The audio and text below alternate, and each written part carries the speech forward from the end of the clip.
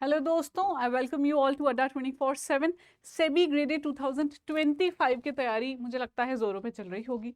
नहीं चल रही है तो अब कर लेने का समय है। बहुत अच्छा, नवंबर चल रहा है, you have November, December and then January में तो पेपर ही है।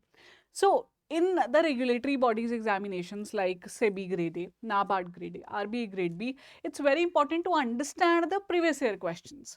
अब ऐसा बिल्कुल नहीं है previous year questions मैं इसलिए आपको पढ़ाना चाहती हूँ कि आपको as it is वही questions पूछ लिए जाएंगे, उसकी probability कम है। लेकिन through previous year questions you will get to know that what are the type of questions that are being asked और कौन से टॉपिक को कितनी डेप्थ में पूछा जा रहा है। वो कहते हैं ना कि स्विमिंग पूल में उतरने से पहले उसकी डेप्थ के बारे में पता लगा लेना चाहिए।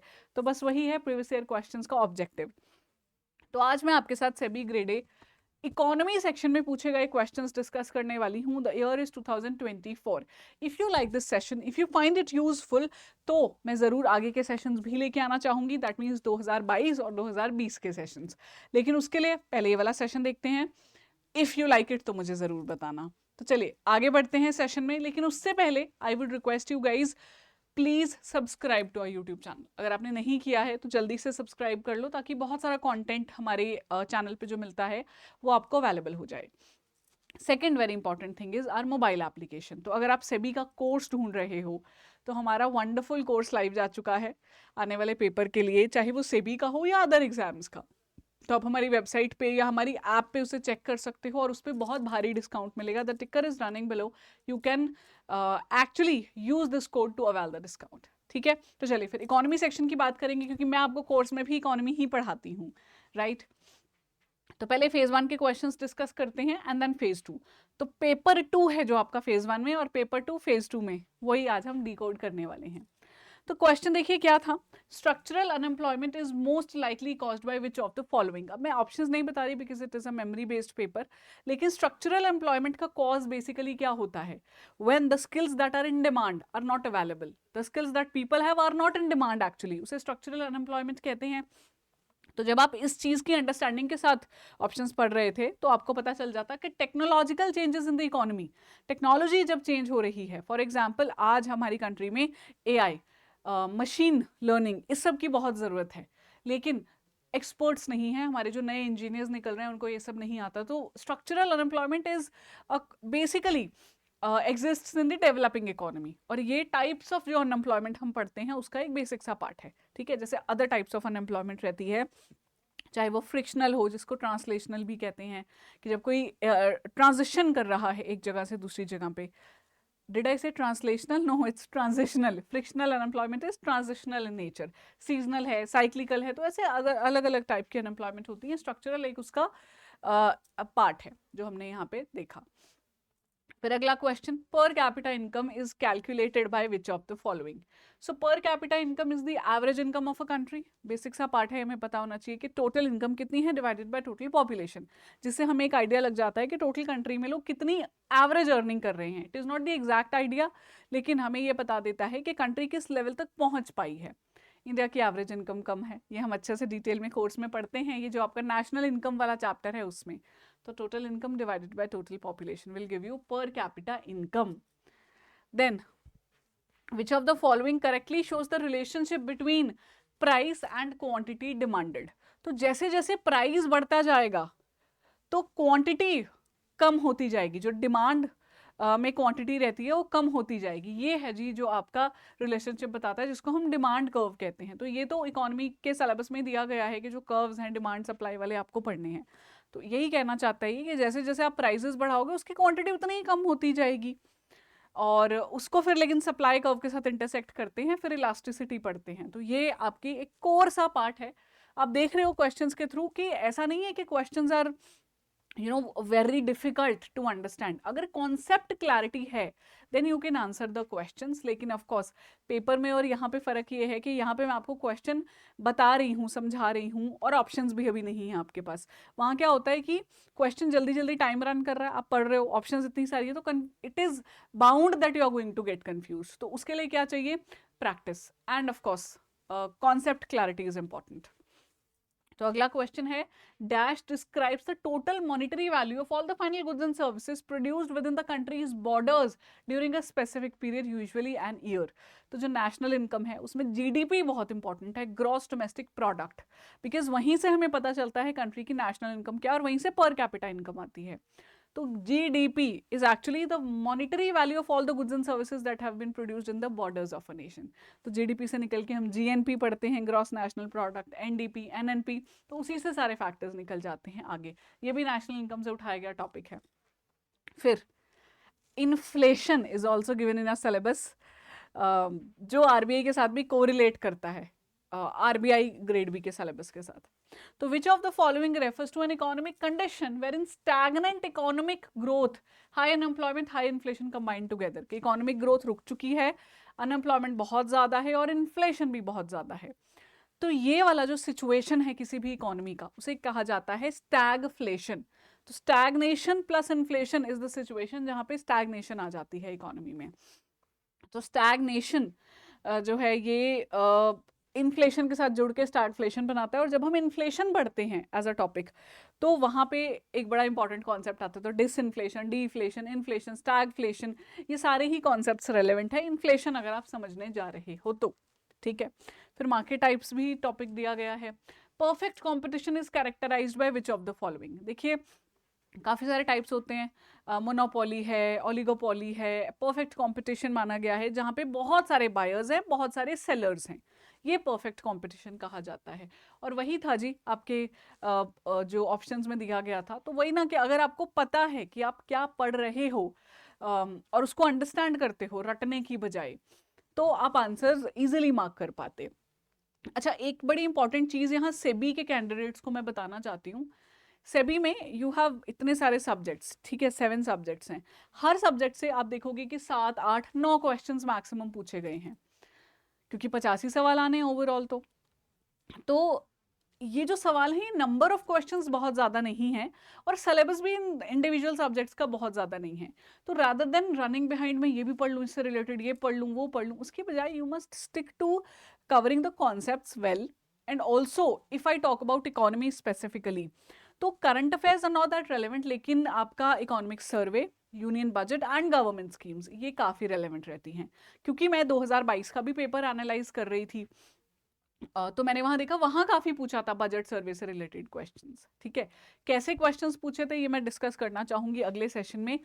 If you like today's session, like if you find it useful, like तो करोगे ही क्योंकि क्वेश्चंस मिल रहे हैं, साथ में आंसर्स मिल रहे हैं, मैं कोशिश करूँ एक्सप्लेन भी करूँ अच्छे से।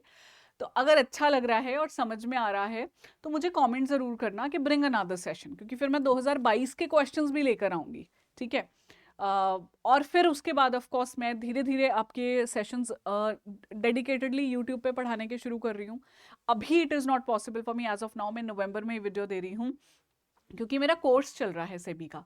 तो वंस दैट कोर्स, जब मुझे लगेगा काफ़ी हद तक हम आगे बढ़ चुके हैं उस कोर्स में, तभी मैं यूट्यूब पे एक्टिव होऊंगी, ठीक है।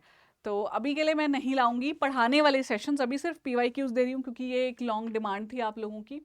But once my course is like मेरा काफ़ी 80% कवर होगा, तब मैं यूट्यूब पे भी एक्टिव हो जाऊंगी, ठीक है। चलो आगे बढ़ते हैं जी। ISLM model shows equilibrium in which sector.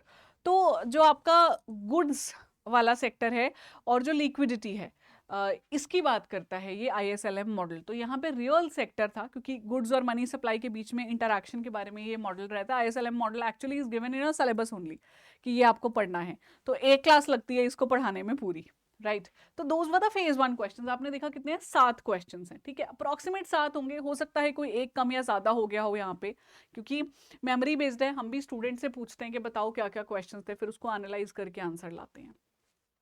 अच्छा, I will share this PDF with you guys. आप इस PDF को डाउनलोड कर सकते हो मेरे टेलीग्राम ग्रुप रितिका चावला अड्डा 24/7 से। Just search the name, you will get an like icon मेरी फोटो का, ज्वाइन कर लेना और वहां पे मैं ये PDF शेयर कर दूंगी, ठीक है। चलो जी, अब इसी सिलेबस से इसी साल फेज 2 में क्या सवाल है, आइए वो देखते हैं। सेज लॉ ऑफ मार्केट, तो क्या एक्यूरेटली डिस्क्राइब करता है सेज लॉ ऑफ मार्केट्स को। तो supply creates its own demand. अगर आपने सेज लॉ पढ़ी है विच इज वेरी फेमस, जो हम पढ़ते ही हैं एनी हाउ, वो यही कहता है कि जैसे जैसे supplier producer factors of production को यूज करेंगे और चीजें प्रोड्यूस करेंगे, तो फैक्टर्स ऑफ प्रोडक्शन को इनकम मिल गई, लैंड, लेबर, कैपिटल, एंटरप्रेन्योर्स को, तो उन्होंने गुड्स प्रोड्यूस किया, वही फैक्टर्स ऑफ प्रोडक्शन के पास इनकम आ गई है टू बाय दोज थिंग्स। तो जब सप्लाई कर देंगे तो डिमांड अपने आप उन गुड्स की प्रोड्यूस हो जाएगी, क्योंकि वो लोग उसे कंज्यूम करेंगे। तो आपने फैक्टर्स ऑफ प्रोडक्शन को यूज किया, उनको उनके रेम्यूनरेशन दिया जो चाहिए, फैक्टर पेमेंट जिसको बोलते हैं, उन्होंने वही यूज करके अपनी जो गुड्स प्रोड्यूस किए गए थे उसे बाय कर लिया। तो जब कोई चीज अवेलेबल नहीं है, उसको अवेलेबल करा दो मार्केट में, अपने आप उसके बायर्स आ जाएंगे। ये सेज लॉ ऑफ मार्केट्स कहती है। ठीक है, बेसिक सी लॉ है, पढ़नी तो होती ही है ये। और कमाल की बात है ना कि सेबी ने टॉपिक वाइज लिखा हुआ है कि ये चीजें भैया मुझे पढ़ के दो, बिजनेस साइकिल मुझे चाहिए आपसे, इन्फ्लेशन चाहिए, ISLM मॉडल चाहिए, वो हम पढ़ते रहते हैं, मॉनेटरी पॉलिसी चाहिए उनको, ठीक है, फिस्कल पॉलिसी, मॉनेटरी पॉलिसी, तो वो हम पढ़ते रहते हैं, कोर्स में चल रहा है अभी आपके। आई थिंक मैं 2 चैप्टर्स शायद कवर करवा चुकी हूँ, क्योंकि शुरू के चैप्टर्स लेंदी हैं, राइट। अच्छा, course also if you want to buy, अभी मैं एंड में दिखाऊंगी आप कैसे जा सकते हो ऐप पे या वेबसाइट पे। मेरा कोड ये रन कर रहा है नीचे भी टिकर में Y754, you have to use this code to avail discount. Okay जी, चलो आगे चलते हैं। Which of the following is the major determinant of consumption function. तो investment and consumption function of Keynesian economics में आता है, जिसमें डिस्पोजेबल इनकम को एक बहुत ही मेजर डिटर्मिनेंट माना गया है कंजम्पशन फंक्शन का। डिस्पोजेबल इनकम बेसिकली आपकी वो इनकम है that you get after deduction of taxes. तो इनकम में से आप टैक्स डिडक्ट करके जो आपके हाथ में पैसा आता है खर्चने के लिए, वो कंजम्पशन फंक्शन का एक बहुत बड़ा डिटर्मिनेंट है। उसको चेंज किया जा सकता है अगर डिस्पोजेबल इनकम को चेंज कर दिया जाए तो क्वेश्चन की लैंग्वेज थोड़ी वैरी कर सकती है, पर टॉपिक घुमा फिरा के यही पूछा गया है पेपर में। बैलेंस ऑफ पेमेंट आ गया जी। फिर बैलेंस ऑफ पेमेंट में बड़ा इंपॉर्टेंट है ट्रेड डेफिसिट, तो वही पूछा गया है। तो BOP में करंट अकाउंट आता है, कैपिटल अकाउंट आता है। Current account is all about the trade in goods services की बात करते हैं उसमें हम। फिर आपको जो गिफ्ट्स में पैसा मिलता है, रेमिटेंसेज आते हैं, वो रहता है। And capital account is all about your investment, your liabilities, your assets. तो ट्रेड का डेफिसिट कब होगा? जब आप क्या करोगे, when you are importing more exceeding less. Deficit तो तभी है ना कि आप चीजें खरीद बहुत रहे हो आउट ऑफ इंडिया, बेच नहीं रहे हो बाहर, तो वो ट्रेड डेफिसिट बन जाएगा। और ये बैलेंस ऑफ पेमेंट का की कंपोनेंट है। BOP is also a very important part, macro economics में हम पढ़ते ही हैं। अच्छा, फिस्कल डेफिसिट का एग्जाम्पल है, तो वो BOP था, ठीक है, करंट अकाउंट, कैपिटल अकाउंट। इधर फिस्कल डेफिसिट पे आ जाएं तो जो फिस्कल पॉलिसी है, as I was mentioning earlier, कि फिस्कल पॉलिसी पूछते हैं पेपर में। तो फिस्कल पॉलिसी में एक बड़ा इंपॉर्टेंट कंपोनेंट होता है जी आपका, जैसे यूनियन बजट, सरकार का जो एस्टिमेशन है of the money they are going to earn and the estimation of the money that they are going to spend in the coming year, वो बजट बन जाता है, ठीक है। अब यही सबसे निकल के आता है फिस्कल डेफिसिट, अर्निंग और एक्सपेंडिचर में से। तो fiscal deficit is when government is earning 100 rupees, spending 120 rupees. 20 rupees कहाँ से आए? लोन लिया होगा, या तो अपने सर पे लाइबिलिटी लाए होंगे 20 रुपए की, या फिर हो सकता है अपना कोई पुराना पड़ा एसेट बेच दिया हो, कोई अपनी सरकारी कंपनी बेच दी हो, कोई सरकारी जमीन बेच दी हो। तो या तो आप एसेट को रिड्यूस कर दोगे या लाइबिलिटी क्रिएट करोगे, वही फिस्कल डेफिसिट है। फिस्कल डेफिसिट आपको बताता है एक्चुअली में क्या बोरोइंग रिक्वायरमेंट है, difference between a countries total expenditure and total revenue for a given year. बड़ा इंटरेस्टिंग पार्ट है जी, मॉनेटरी पॉलिसी, फिस्कल पॉलिसी, ये सब। Monetary policy is about RBI and fiscal policy is about the finance ministry. Which of the following is an automatic stabilizer in the fiscal policy? Automatic stabiliser मतलब fiscal policy में ऐसा क्या होगा जो अपने आप स्टेबिलिटी लेकर आएगा। तो इसमें जब आप ऑप्शंस पढ़ते तो आपको अनएम्प्लॉयमेंट बेनिफिट्स नजर आता, ये शायद डायरेक्टली समझने से नहीं आएगा, थोड़ा पढ़ा होना चाहिए इसके लिए। तो अनएम्प्लॉयमेंट बेनिफिट्स क्या होता है ना कि unemployment is a major impediment. जब लोग काम नहीं कर रहे हैं, they are not earning, if they are not earning how will they spend. तो वेजेस लोगों की कितनी पहुंच रही हैं, एक तो होता है टैक्सेशन फिस्कल पॉलिसी में कि आपके हाथ में जो टैक्स काट के पैसा आया, डिस्पोजेबल इनकम, वो कितनी ज्यादा है, जितनी ज्यादा है उतनी ज्यादा स्पेंडिंग होगी। ऑन दी अदर हैंड अगर अनएम्प्लॉयमेंट है, पैसा ही नहीं आ रहा है लोगों के हाथ में, तो वो क्या स्पेंडिंग करेंगे? स्पेंड ही नहीं करेंगे तो क्या टैक्स भरे? इनकम ही नहीं है तो फिर उनके पास क्या तो वो टैक्स भरेंगे, और पैसा ही नहीं है अगेन तो ना तो कुछ स्पेंड करेंगे, ना ही आपका जो एक इकोनॉमिक ग्रोथ का साइकिल था उसे चला पाएंगे। तो अगर गवर्नमेंट अनएम्प्लॉयमेंट बेनिफिट्स दे दे, बेरोजगारी भत्ता दे दे लोगों को, उससे क्या होगा, पैसा आ गया उनके हाथ में, तो वो जो अनएम्प्लॉयमेंट वाला लकूने था ना वो फिल हो गया, यहाँ पे वो वॉइड भर गया कि नौकरी नहीं है तब तक ये तो दे दो, अपने आप स्टेबिलिटी आ जाएगी, बिकॉज जॉब नहीं मिल रही है तो काम तो पैसा तो मिल गया, वो पैसा वो खर्चने लगेंगे, ठीक है, तो अपने आप वो साइकिल चल जाएगा। फिर मॉनेटरी पॉलिसी पे भी इन्होंने पूछा, primary function of monetary policy, the central bank of our country, reserve bank of India, monetary policy को इंप्लीमेंट करने में लीड रोल लेता है। इसका काम है इन्फ्लेशन को कंट्रोल करना, ठीक है, इंटरेस्ट रेट को देखना कि लोगों के हाथ में पैसा किस समय तक पहुंचेगा, और ये सब क्यों, ग्रोथ के लिए।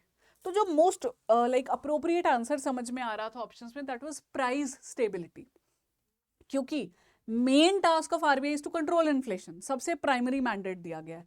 इन्फ्लेशन मतलब प्राइस ऊपर चले जाना चीजों का, तो प्राइस की स्टेबिलिटी को मेंटेन करना is the mandate of RBI, वही मॉनेटरी पॉलिसी का प्राइमरी फंक्शन है कि प्राइस स्टेबिलिटी बना के रखो। जब उनको लगेगा महंगाई बहुत बढ़ रही है तो वो क्या करेंगे, पीछे से इंटरेस्ट रेट बढ़ा देंगे, रेपो रेट जिसे कहते हैं वो बढ़ा देंगे, ताकि लोगों के हाथ में पैसा लोन के थ्रू कम आए। If loan is expensive you will not like to buy the loan, right, आपको take the loan, interest rate इतना भारी चल रहा है भैया अभी मत लो loan, but on the other hand interest rate कम हो गया तो आप गाड़ी लेनी है लोगे, घर लेना है लोगे, है ना, इस तरह की चीजें करेंगे। So price stability is the answer. तो देख रहे हो इसके भी 6-7 ही क्वेश्चंस हैं। Which of the following is an economic indicator of economic growth, या इंडिकेटर ऑफ इकोनॉमिक ग्रोथ कह सकते हैं। तो इकोनॉमी आपकी ग्रो कर रही है, इसके लिए मल्टीपल चीजें देखी जाती हैं, जीडीपी, एनडीपी, जीएनपी, इनकम, है ना, कि इकोनॉमी की हेल्थ को ट्रैक करने के लिए। तो रियल जीडीपी उसमें जो था अप्रोप्रिएट ऑप्शन दिख रहा था, क्योंकि GDP is of 2 types, real and nominal. Real GDP जो है वो इन्फ्लेशन इंडेक्स्ड है, वो महंगाई की काट करके, महंगाई को एडजस्ट करके हमें बताता है कि कितनी प्रोडक्शन हुई है कंट्री में। नॉमिनल जीडीपी करंट लेवल्स पे ही चलता है।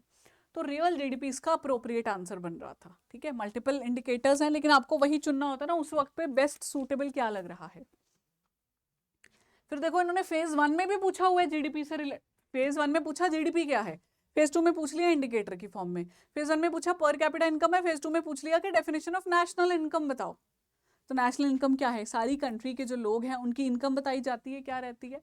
तो national income aggregate income accrued by the citizens of a country. अब नेशनल इनकम को ही मेजर करने के लिए जीडीपी देखा जाता है, फिर जीडीपी से निकलता है एनडीपी, उससे निकलेगा एनएनपी, एनडीपी, है ना। तो ये टर्म से फिर हम नेशनल इनकम आगे और कैलकुलेट कर लेते हैं। Automatic stabiliser in the fiscal policy तो हो गया ना क्वेश्चन, लगता है मैंने रिपीट कर दिया। अच्छा, तो ये ऑटोमेटिक स्टेबिलाईजर है क्योंकि ये इंक्रीज कर देगा government spending during economic down time, जिससे डिमांड एंड कंजम्पशन का पैटर्न बना रहेगा। तो वो क्वेश्चन एक लगता है मैंने रिपीट कर दिया। I will remove that from the PDF ताकि आपको कंफ्यूजन ना हो। PDF is available on the Telegram group only, right. चलिए जी, which institution provides financial assistance to the government of the member countries. इतने सारे इंटरनेशनल इंस्टीट्यूशंस हैं, IMF, World Bank, WTO, World Economic Forum, UNDP, UNEP, इनमें से किस institution का काम है फाइनेंशियल असिस्टेंस देने का।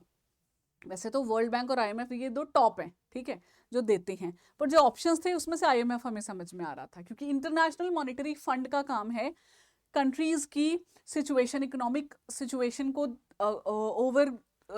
ओवरलुक करना कि कहीं कोई कंट्री क्राइसिस की ओर तो नहीं बढ़ रही है, उनको लोन देना। वर्ल्ड बैंक का काम है डेवलपमेंट करना, जैसे वर्ल्ड बैंक इंडिया को पैसे देता रहता है in the form of grants or interest free loans to develop the rural area, to develop the road infrastructure in a country, while IMF जो है वो क्राइसिस में जा रही कंट्रीज को बचाता है, जैसे या फिर किसी को बहुत ज़्यादा अगर ज़रूरत पड़ रही हो अपनी कंट्री को इकोनॉमिक क्राइसिस से बचाने की, तो वो खुद ही चली जाती कंट्री आईएमएफ के पास। जैसे इंडिया को जो बीओपी क्राइसिस आया था 1992 में, तो आईएमएफ ने ही पैसा दिया था, बट आईएमएफ सेड अपनी कंट्री में चेंजेस लाओ। एलपीजी रिफॉर्म्स आए थे, लिबरलाइजेशन, प्राइवेटाइजेशन, ग्लोबलाइजेशन।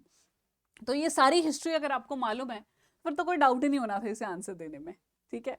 तो you can see the questions are not difficult, but the concept as in, see, it will be unfair for me to stand here and say the questions are not difficult, because you as a person जो पहली बार ये सब कुछ पढ़ रहा है उसको चीज़ें आसान नहीं लगेंगी डेफिनेटली, और शायद पढ़ते हुए भी नहीं लगेंगी, but you trust me on this, जब आप अच्छे से समझते हो चीज़ें, लेक्चर्स, जैसे मैं तो वीडियोज़ में पढ़ाती हूँ तो मैं वही एग्जाम्पल दे सकती हूँ।